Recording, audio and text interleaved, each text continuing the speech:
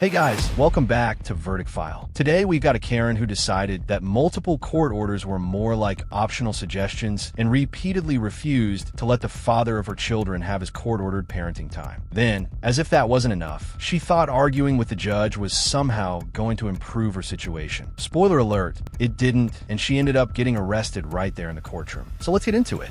Good morning to everyone. This time and place set for the show cause hearing in this matter for contempt for failure to provide parenting time. I'll let you know we're going to take some brief, testimony from the parties. I'll let everybody know that everybody will have an opportunity to speak. So don't interrupt anyone else or don't interrupt the court. You'll have an opportunity to speak your piece. So on the we do have the show cause hearing. We also have the motion for change of custody and parenting time. I'm going to address the motion first because that will be the easiest matter to get resolved. So, Mr. Kelly, you can proceed with your motion.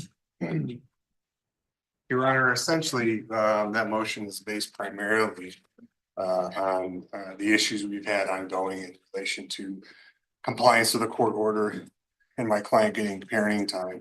It's directly and impacts the child custody factors, and I'll name the ones that are impacted due to this withholding occurrence. The love, affection, and emotional ties existing between the parties. It looks at the emotional bond. Him being prevented from seeing his kids is preventing him to continue that emotional bond and nurture that emotional bond, which he had prior to this latest withholding that has started back on December 27th. Factor B, the capacity and disposition of the parties involved to give the child love and affection that focuses on the ability to again, parent to foster an emotional bond in the future. He's having a hard enough time in the present, again, because she's not keeping in compliance with the court order, and he's not able to see these girls to be able to have a solid relationship and foster that relationship. The length of time they've lived in a stable, satisfactory environment, I'd submit to the court. Defendant's home is not stable, considering the allegations she's made that have been investigated by CPS twice, police twice, and both been denied. Nothing's come of it, which leads me also to the moral fitness of the parties involved, which ties into the same factor. But we have to keep in mind, Your Honor, at the beginning of this case, he was charged with domestic violence in relation to her essentially going after him to get keys to his truck so she could get some pot and smoke it. As he's being arrested, she's telling him, "I want you to come home." He, of course, gets him on bond. He can't have any contact. Once the bond conditions get lifted, she's contacting him through text and saying, "Hey, let's meet you and the girls get together and we can go to the zoo, or we can go to a park." Okay, Mr. Kelly, how does this relate to your motion? It's related to, Your Honor, again, the moral fitness involved, as well as the stable, satisfactory environment, in that she's accusing him of sex with girls. But before all this, she's wanting him to come home. She's wanting a relationship with him. She's wanting her family essentially reunified. Those two things don't jive together, Your Honor. And I would think that essentially it's a fabrication, which would go again to the moral fitness and also to the mental and physical health of the parties, Your Honor. You're making these allegations, these terrible allegations, but on the other hand, you're still wanting the same guy who's supposedly doing this stuff to come into your house. Finally, Your Honor, the unwillingness and ability to facilitate and encourage a relationship. Again, this is the fourth motion we're here this morning on, Your Honor, for him to see his girls. She doesn't follow your court orders. She withholds them for no valid reason. And she's clearly shown she's not going to facilitate a relationship between him and his kids.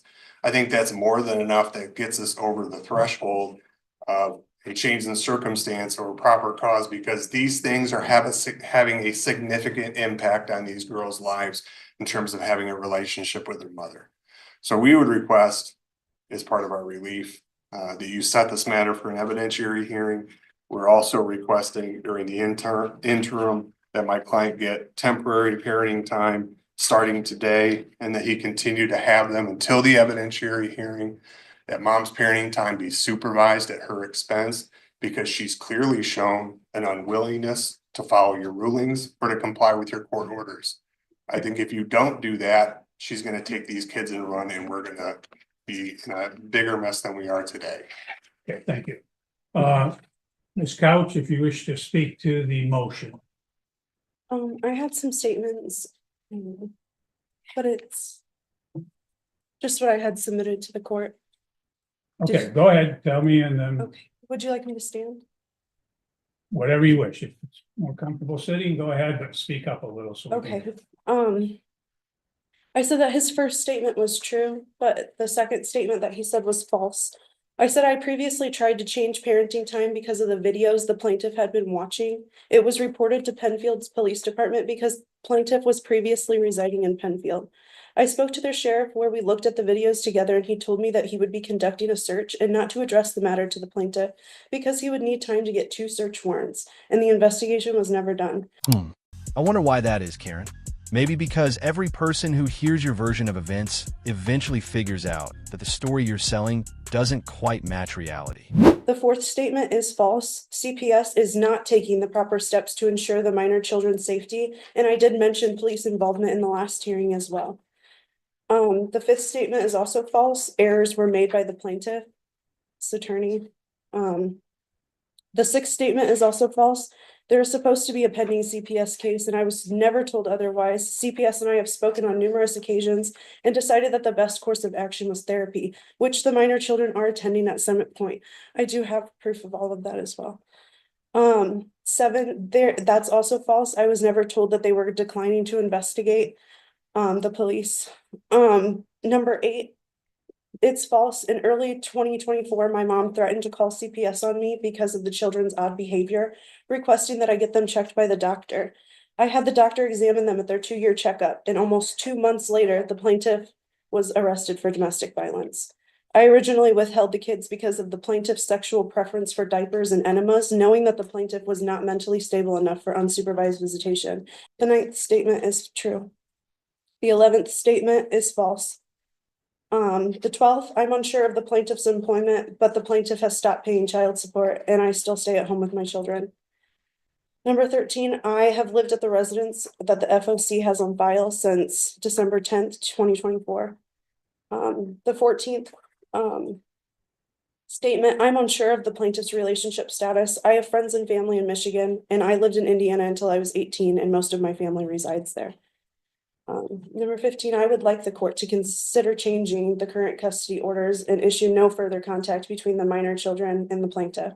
Plaintiff should be held accountable for his actions regardless of stature or representation. And what exactly does that have to do with anything? Karen, why would it matter when your ex started wearing diapers?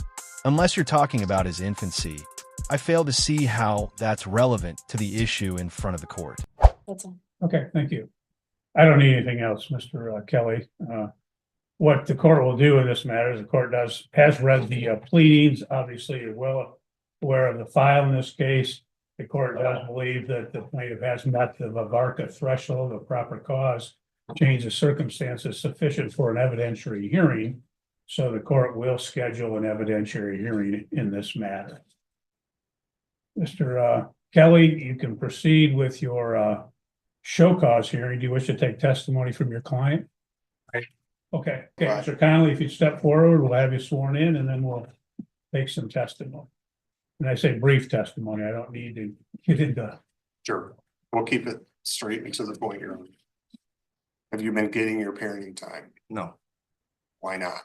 because she is refusing to let me see them. Have you attempted to get your children from this couch? Yes, Have you called the police for their assistance? yes.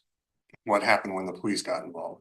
That she slammed the door in their face, denies them, and just tells them no. Have you filed motions with the court to get parenting time? Yes, Has the court awarded you make up parenting time? yes, Most recently, did the court award you parenting time in January of this year? yes, Did you attempt to go pick the children up for that make up parenting time? yes. What happened? She refused to give them to me again. Do you approximately know how many days you have missed so far as simply your overnights for parenting time? 20. Would you like the court to grant you some make-up parenting time this morning? Yes. No further questions, Your Honor. Okay. Ms. Couch, do you have any questions for the plaintiff? If the court later issues new orders after denying an ex parte request, then those updated orders are the ones that control the case. It doesn't matter how strongly you've convinced yourself that the father of your children suddenly became a terrible person. The orders still have to be followed. Ms. Putnam, how do you know Mr. Connolly? He is my son. You heard him just testify that he has parenting time with your granddaughters, correct? Correct. Okay. Do you assist him in pickup and drop offs for I parenting do. time? Has there been occasions when you have gone with him to go get the girls and anything happened in regards to him actually getting the girls? Prior to December 27th, yes. After December 27th, no, she refused. Let's talk about prior to December 27th. What would happen? We would go, then we were meeting at Riverside Park. And we would wait for her to show up. When she'd show up, she'd let the girls out and they would come running up to Zach. And we would take them. Okay. Did something change after December 27th? She just started refusing to give the give the girls. His first visit that he was supposed to was I'm not sure, but I got a text from Athena on New Year's Day saying Okay. that she was going to refuse to give the girls. Either she would not be home, he would text her and she would not respond, or if she was there, we'd knock on the door, she'd open the door and then just say no and slam the door in our face. So we would go back to the truck and call the police for the police to come out and assist. And the police came out and assisted that help in terms of actually getting parenting time to occur. No, she just did the same thing to the police. Just to clarify, that he talked about prior to the December 27th date, and the court had previously entered an order which provided for makeup parenting time that stated that the parenting time would again, the makeup would occur on January 27, 2025, and the plaintiff's motion states that he did appear on that date. Did you go with him on the January 27th date? Yeah. Okay. And what happened on that date? She just refused. I don't know, either she refused or she wasn't there. And you don't remember if she was not there or if she refused? I don't remember that specific time. Okay. I have it written down at home, but I don't remember. Okay. Ms. Couch, do you have any I questions of do, this witness? yes.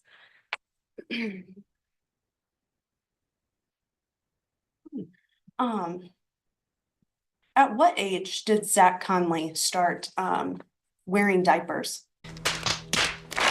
So, let me get this straight. All you've really got are reports saying the father didn't do anything wrong, mixed together with a collection of personal claims that directly contradict those same reports. That's a rough position to be in. Judge, I'm gonna object to it. Ma'am, that is not germane. No, I am. Ma'am, what we'll do is we're here to determine whether there was parenting time. That's the show cause, okay?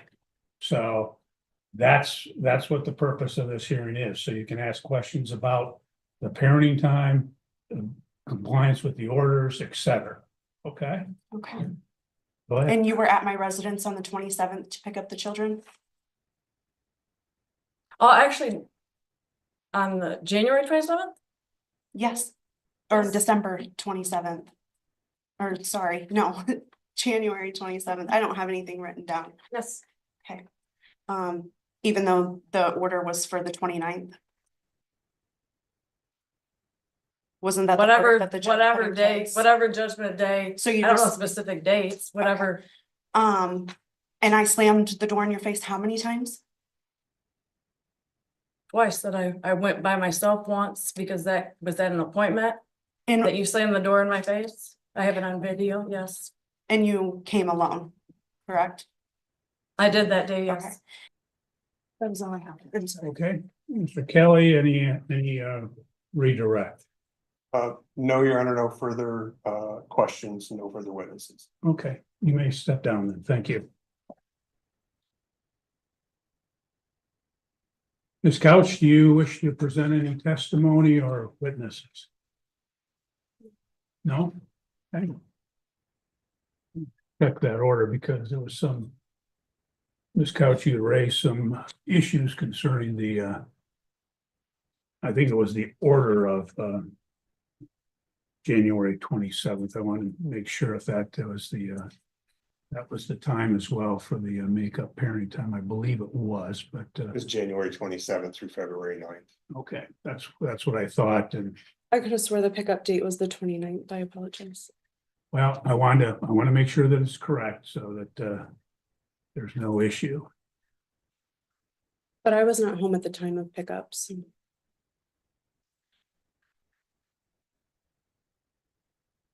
And why is that?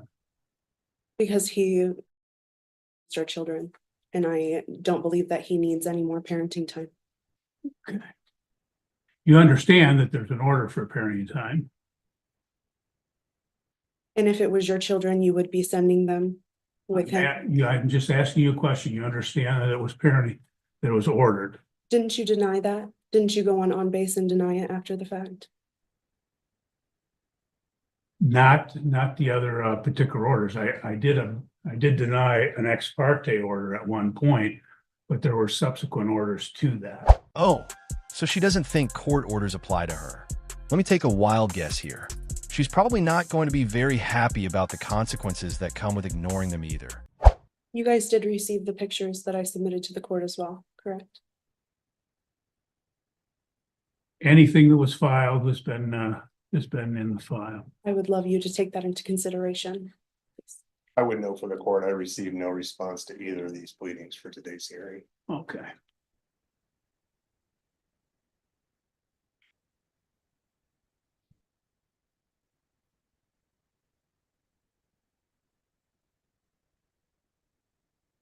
You got two in the mail. Okay, the order is dated February 4, 2025. And it provided for makeup parenting time in Christmas Eve, Christmas Day, 2025. It also provided that the plaintiff would have the children with him on January 29th, 2025 at 6:00 p.m. until February 9th, 2025. I have another question to ask you, sir. Okay. Let me clarify that because this is the order dated February 4th. Did you provide parenting time on the January 29th? No, I did not. Okay. And we had at the last hearing and addressed the issue of the CPS involvement. CPS, as Mr. Kelly has stated, has been involved twice before, and they've not had anything substantiated. Is that your understanding? No, I have the CPS report right here, as well as Carla Titus's number. Now she said that her findings weren't. I need to take the kids to therapy, to get the whole picture, from the kids, them talking, them playing, them, interacting with a therapist. And so that way they can go, they can go on record. And they are in therapy at Summit Point. Now this is just started, but they've already, said some things. That was one of my questions. Do you have the report from Summit Point? They told me that I needed to sign a release so that way they could contact you. Okay, I'm not aware of any report from Summit Point. It may be in the file, it may not, but you've not introduced that today. And you don't have anyone that could speak to that from Summit Point as a witness in this case, which is what today's date is set for in this particular matter. So, All right, so she just got hit with 30 days for contempt of court, and she's going to stay in custody until the children are turned over to their father, so he can finally receive his parenting time. On top of that, she's been ordered to pay $1,000 in attorney fees for forcing him to keep coming back to court over and over again. But we're not finished yet. okay, Mr. Kelly, do you have any final argument in this matter? As the court's already touched on a little bit,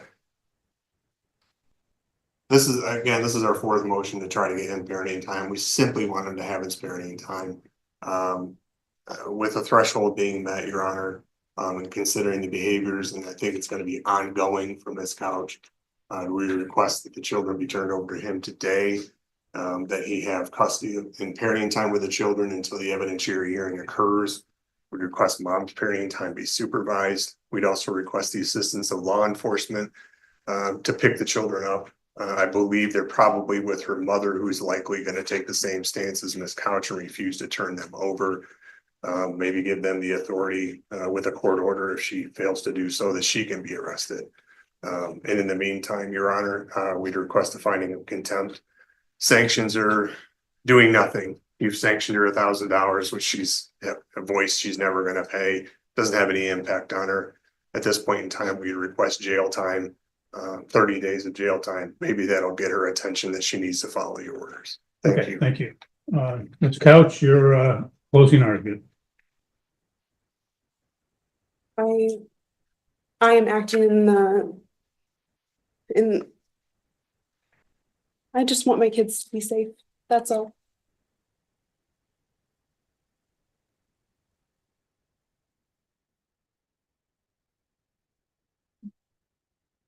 Okay, thank you. Well, the court has heard again, the testimony in this case. The court will note that, again, that apparently there had been a denial of parenting time, which is not disputed by the defendant. In fact, she acknowledges that she has in fact denied parenting time.